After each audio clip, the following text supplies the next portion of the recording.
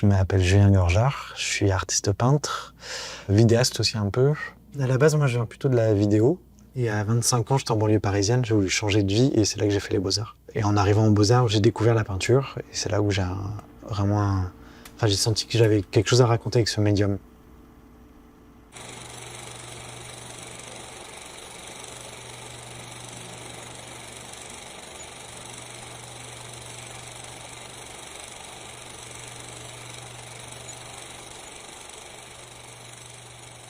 Là, j'adore qu'elle attende. En fait, connaissant ma mère, c'est elle qui lui a demandé de filmer bien la sortie, tu vois, le truc. Il y a vraiment un truc de mise en scène complètement. C'est pas du tout spontané en fait.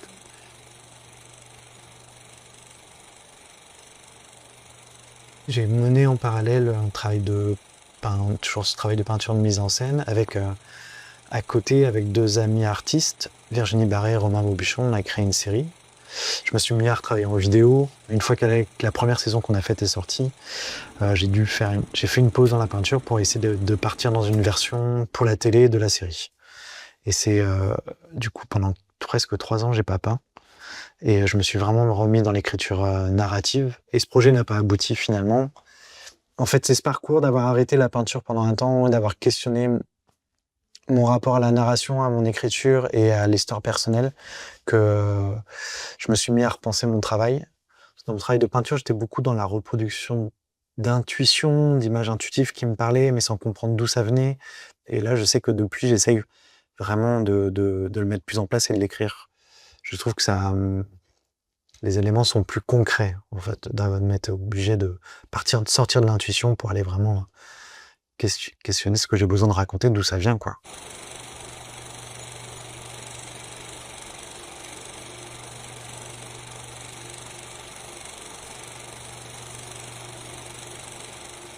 Et ben, je sais pas, c'est peut-être moi là.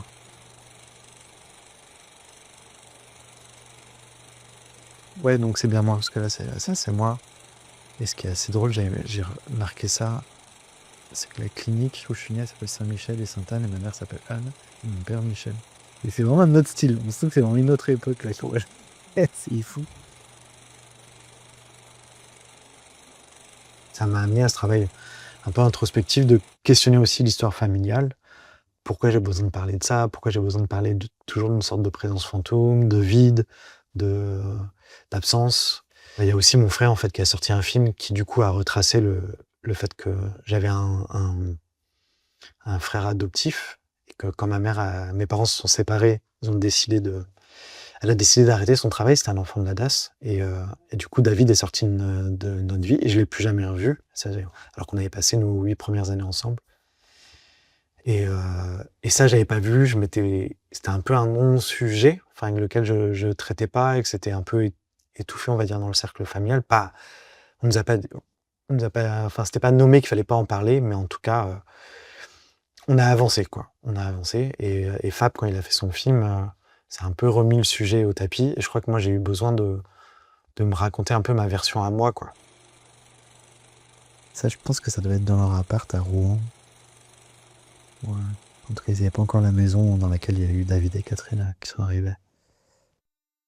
De faire ce travail autour des photos de famille m'a permis aussi d'avoir vraiment des échanges avec ma mère, avec mon frère, avec ma sœur, avec mon entourage, avec mon père aussi. Du coup, voilà comment chacun se raconte aussi son histoire à partir des mêmes images.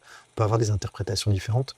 Et c'est vrai que cette expo, qui s'appelle Habiter le vide, c'était cette place vide sur laquelle je me suis toujours construit, avec cette sorte de place fantôme à côté de moi, qui est très présente dans mes peintures, sans que je l'avais vraiment conscientisé avant. Et que maintenant, c'est ouais, comment je me réapproprie mon histoire et comment ce vide, ne plus me définir par le vide, mais par retrouver ma place, quoi. Enfin, il y a vraiment je pense que c'est un peu ce que va raconter cette exposition, quoi. En fait, je crois que le démarrage, ça a été, j'avais Vanina que j'avais croisée, Vanina Andréani qui, du coup, qui travaille au FRAC. Je l'ai croisée plusieurs fois, à plusieurs moments, dans les 8 dernières années. Et quand je me suis décidé de réactiver vraiment et redonner une place à la peinture dans mon parcours, j'ai demandé à Vanina de venir à mon atelier. Et quand elle est venue à l'atelier, elle m'a parlé de savoir si le FRAC pouvait présenter mon dossier pour ce Prenez l'art là. a priori, en tout cas, tout le monde a été, le musée, le département et le FRAC sont mis d'accord sur mon dossier. Et avec cette envie, parce qu'ils savaient que l'expo allait se passer dans le musée d'art et d'histoire de Cholet, et qu'il y a plutôt une collection contemporaine autour de l'abstraction géométrique, et du coup d'emmener aussi de la figuration, et ce qui se passe un peu dans la peinture française en ce moment, la jeune peinture, ce rapport à la figuration et à la narration qui est en train de revenir, avec l'invitation du FRAC à faire un commissariat dans les collections du FRAC. Ce projet-là se prenait l'art. En fait, c'est très fluide. Je trouve que l'équipe qu'on a, que ce soit au niveau du musée, du département et du FRAC, tout le monde s'écoute. Il y a vraiment quelque chose d'hyper bienveillant. Ça prend plein de formes, cette expo prend plein de formes. Ce sera pas que autour de mon travail. Et c'est ce que j'aime, parce que c'est ce que je recherche aussi même dans ces photos de famille. C'est un peu combler les trous, remplir les vides. Et que là, les œuvres du FRAC, je les mets vraiment en écho de mon travail. En gros, un peu, c'est des œuvres que j'ai pas pu produire. Enfin, il y a vraiment un dialogue qui se fait où tout se remplit. En fait, j'ai passé 4 jours au FRAC. On m'a dit, bah, choisis ce que tu veux dans la collection du FRAC. Et au début, j'ai plutôt réagi comme un enfant à Noël. Et j'ai été que dans mes coups de cœur, les peintures que j'adore. Enfin, ce qu'il y a des œuvres, vraiment, il y a Florence Paradès, Yvon Salomon, c'est Gregory Knudsen. Voilà, c'est des artistes que j'aime et qui m'ont nourri mon travail. Donc au début, c'était vraiment plutôt piocher vers des références pour moi. Puis au début, j'avais choisi presque 60 œuvres. Donc c'était très... envie de tout prendre un peu. Et après, petit à petit, la sélection s'est faite. J'ai choisi soit des artistes qui ont travaillé autour de leur histoire familiale, et beaucoup qui sont autour d'une représentation, moi, du vide, en fait. Ça a été vraiment ça, le fil conducteur, surtout autour des paysages ou de décors, de quelque chose de très froid. Beaucoup de mise en scène avec des codes esthétiques qui se rapprochent beaucoup de l'image cinématographique. Et aussi, vraiment une sorte de voyage initiatique à travers des œuvres, quoi. Il y a des références graphiques directes, en fait. Mais vraiment, j'essaie de penser comme un ensemble cohérent et une narration à suivre, quoi.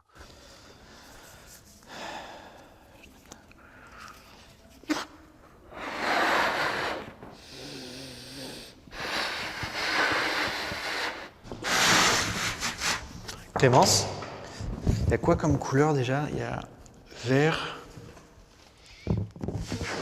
Pour cette expo, j'avais besoin de terminer par une touche un peu de légèreté, je crois. Et moi, que la fête qui a été très présente dans ma vie et qui a été un moment aussi un endroit je me suis un peu perdu.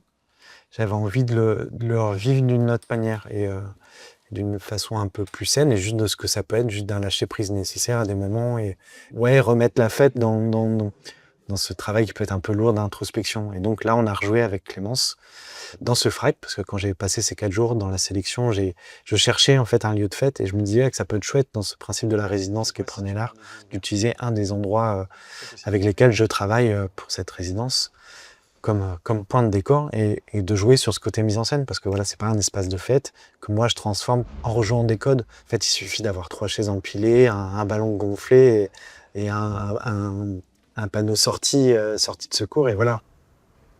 Je veux bien que tu te mettes là juste 2 secondes pour voir. Face à moi.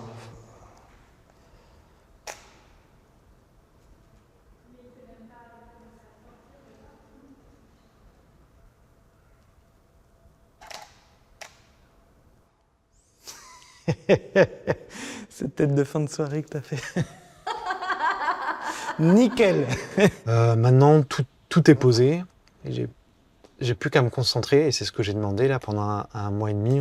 On ne pourra plus me contacter et de me concentrer sur la peinture. Et là, faut que je me mette vraiment dans une bulle de peinture. Je sais que jusqu'au vernissage, j'ai plus de jours de pause, parce que je vais devoir faire ce que je ferais normalement en 7 mois, en 3 mois. Maintenant, faut que je peigne. Voilà.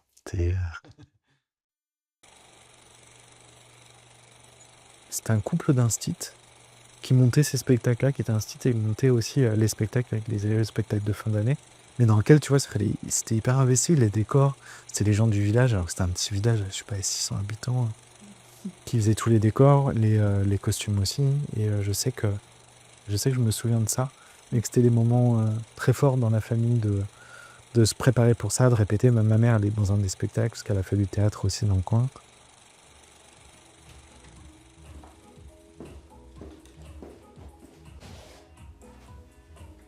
Là, ça approche, c'est vraiment, je ressens comme la dernière ligne droite du projet. J'avais prévu pour cette expo de faire 3 grands formats. On s'est vu au moment où je faisais une mise en scène pour un des 3 grands formats. Là, il y en a 2. Il y a un format qui est presque fini, un autre grand format, vraiment la grosse pièce de l'expo, qui elle est, on va dire, à mi-chemin. Et ce 3e grand format qui était un peu la cerise sur le gâteau, ou le moyen aussi d'emmener la présence de la danse dans mon travail dans cette expo, est remis en question depuis la séance. Je suis très content de cette séance. J'ai vraiment des belles images qui sont ressorties de cette soirée-là, même beaucoup. Mais justement, en regardant ces images, qui étaient avec une composition assez complexe, avec vraiment la présence du décor, de ces chaises à l'arrière, enfin, tout ce que je voulais signifier était vraiment présent dans cette image. Et en fait, je me suis rendu compte il y avait quelque chose de presque trop contrôlé, trop mise en scène, et que je perdais une espèce de légèreté de l'instant, parce que je voulais représenter le lâcher prise par la danse. Et en fait, dans cette image hyper construite, on perdait cette notion de lâcher prise. Et puis il y a ce rapport au temps qui fait que je me suis rendu compte que ces 3-là, en fait, ces 3 grands formats que je voulais faire pour le vernissage, je pourrais pas les terminer pour le vernissage. C'était pas possible si je voulais tous les emmener vraiment à un niveau satisfaisant pour moi. Je vais quand même en faire un grand format, je vais quand même en tirer une peinture, mais qui sera pas autour de la danse, mais plutôt de la manière ça va être une posture très frontale. En fait, c'est vraiment, elle habite son corps. Vraiment une figure presque héroïque dans ce musée où il y a beaucoup de peintures de personnages masculins comme ça, très en posture. Je trouve bien que moi, dans mon parcours, il y a cette femme aussi qui incarne une version à un regard très contemporain et simple, mais je vais tenter ça. Mais cette peinture arrivera plus tard dans l'expo. Quand je suis tombé sur cette photo, enfin parmi un lot de photos, je pensais rester vraiment que dans des petits formats. Et quand je suis tombé sur cette photo, j'ai eu envie tout de suite de la traiter à la peinture à l'huile et d'en faire un gros format. En dehors des références à l'histoire de la peinture qui, je trouve, sont très incarnées dans cette photo, que ce soit ces premiers plans d'objets, où c'est très nature morte. Ça se passe dans une pizzeria, donc il y a un côté un peu ironique de référence à la peinture italienne, avec ces motifs de tapisserie. Enfin voilà, il y avait plein de signes dedans qui font, même ces bijoux. Enfin, il y a plein de choses qui font référence à une sorte de tradition du portrait. J'ai eu besoin de peindre ce portrait de ma mère et de passer du temps avec elle. En fait, dans nos échanges autour de ces photos, que j'ai vécu avec elle quand j'ai récolté ces photos, j'ai vraiment appris à comprendre ses choix. Enfin, j'ai eu besoin de comprendre, de savoir par quoi elle était passée en tant que femme, en tant que jeune fille, parce elle s'est mariée à 20 ans, elle a pris la décision d'avoir des enfants de la DAS. En plus de moi et mon frère, elle avait 24 ans, si je dis pas de bêtises. D'arrêter d'avoir les enfants de la DAS alors qu'ils vivaient avec nous depuis 7 ans au quotidien. C'est pas de se séparer de mon père, de refaire sa vie à 34 ans. Enfin voilà, c'est des décisions assez fortes. Et que ce portrait que je fais d'elle, c'est au moment où c'est après la séparation avec mon père. On est parti vivre en banlieue parisienne c'est un homme qu'elle a rencontré qui est devenu mon beau-père, avec Hervé. Et c'est un moment de sa vie où elle a retrouvé une forme de légèreté, ce qu'elle n'avait pas eu, et elle s'est retrouvée en tant que femme. Et je crois que j'avais envie, moi, dans mon travail, de montrer, par cette peinture, c'est ma manière à moi de montrer que je la comprends, que, évidemment, j'ai aucune rancune, même si j'ai pu ressentir de la couleur, parce que j'ai vécu en même temps une séparation de parents, plus une perte d'un frère et d'une sœur. Donc ça a été quelque chose de très dur pour moi, mais que maintenant je comprends tout à fait ses choix et j'ai plutôt de l'admiration sur ce qu'elle a traversé seule et des décisions qu'elle a prises. Voilà, une décision très forte. Et je crois que j'avais envie de rendre hommage à ça par ce portrait, quoi.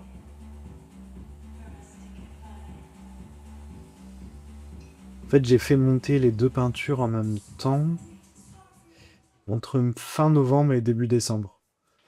J'ai commencé à faire les tracés, à poser les choses. Une fois que j'ai tracé les grandes lignes, j'ai besoin d'avoir un temps aussi pour être sûr de partir dans cette aventure-là de la peinture, parce que c'est un temps long. Il y a toujours un gros temps d'hésitation. Et par exemple, dans le grand format, ce qu'on voit plus trop sur la peinture de ma mère, mais on voit des zones très jaunes, enfin toutes jaunes, des aplats, etc. Et ça, c'est les premières couches, et j'ai oublié d'attendre minimum 10 jours, 2 semaines, avant de passer aux couches suivantes.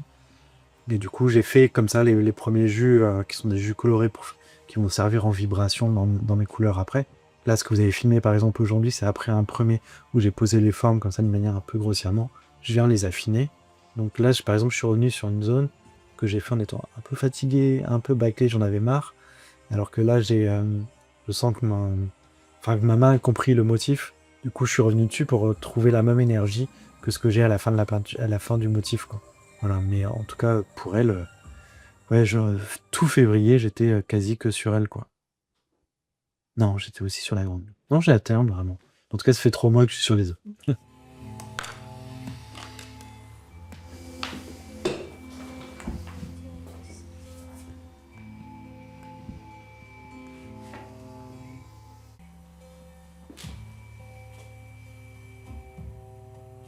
Moi, je sais que mon rapport à mon extérieur, à mon jardin, est presque autant important pour moi que la peinture. Je sais que moi, ce que le jardin m'aide, c'est être vachement dans l'instant présent. Et quand je suis les mains dans la terre ou juste à naviguer là, à regarder ce que je suis, bah, ce rythme qui me plaît, ça me donne envie de le retrouver dans la peinture et du coup de remettre de la patience dans mon geste de peintre. C'est quelque chose, et c'est là que moi je trouve que la musique rentre vachement en jeu dans mon travail, c'est que en fait j'écoute beaucoup de musique électronique. Quand je mixe, de temps en temps je mixe aussi à côté, c'est que de la musique électronique.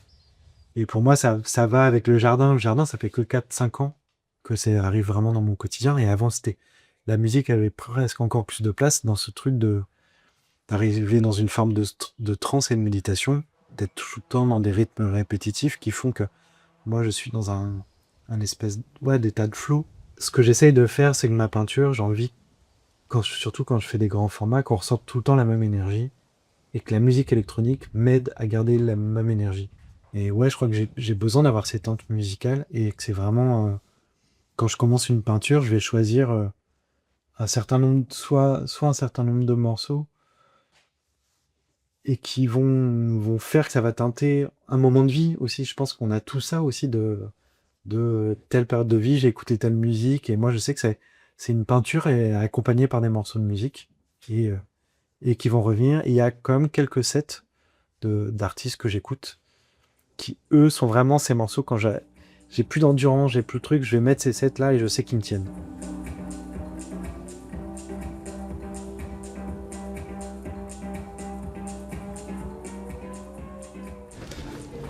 Ça va être fou. La signalité de mercredi.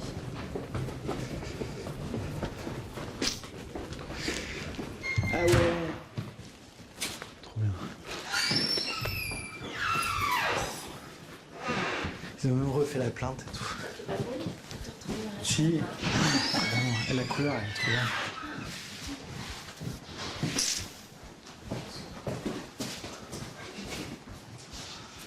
Ah, j'avais même pas vu que c'était Thomas Hubert à côté. Oh là là. Oh my god.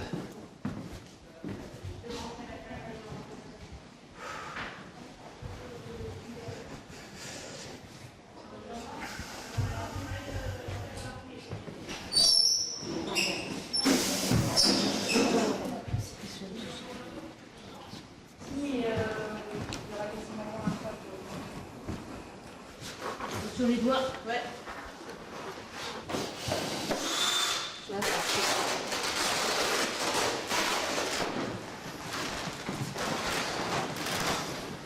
Donc on est passé à la caisse.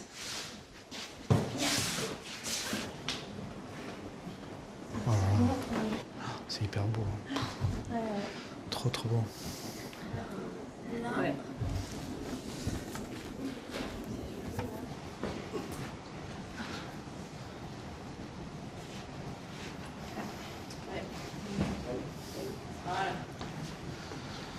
Il n'y a que des blockbusters en fait. Elle est trop belle, elle est magnifique. Et du coup, pourquoi c'est autant vers le mur? Parce que là, c'est la sortie du labyrinthe. Et il y a des hordes de gamins qui sortent. Ah oui, donc ça peut pas être genre un peu décalé. Oui, tu peux le tirer jusqu'à là, quoi. Ok, Déjà. je pense que c'est mieux. Hein. On a écouté de l'entrée boîte de nuit là, c'est parfait.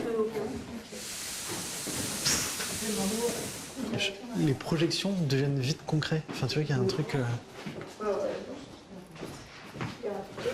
Ah, ça marche trop bien. C'est trop beau. Même les frites, elles sont encore. Ouais, mais c'est ça. On peut pas des choses n'importe comment. Elles sont trop belles, venez voir.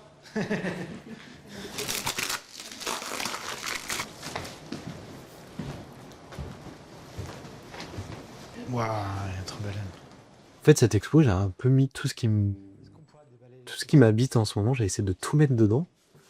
Et que la musique, je me suis dit, je l'ai jamais fait encore, de mettre une présence de la musique, alors que c'est hyper important pour moi. Et j'ai proposé, là, il y a 2 choses qui vont exister. C'est que pour la nuit des musées, je vais faire un set de 3 heures, où là, j'ai envie...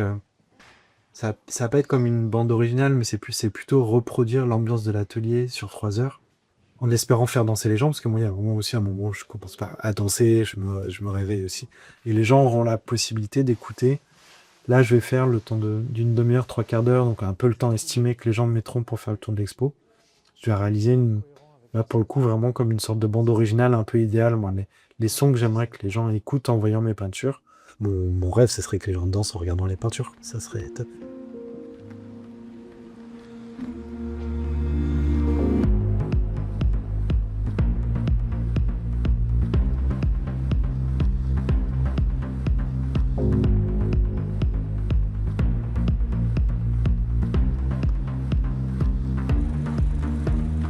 Ma grand-mère dans le sud habitait à Toulouse et on allait la voir tous les étés et on passait pratiquement un mois et demi chez elle et ça c'était la piscine du village et moi j'y suis allé jusqu'à mes, je sais pas, 17 ans, 18 ans. C'est vraiment un endroit hyper, moi j'adore, c'est un endroit de joie et hyper chouette.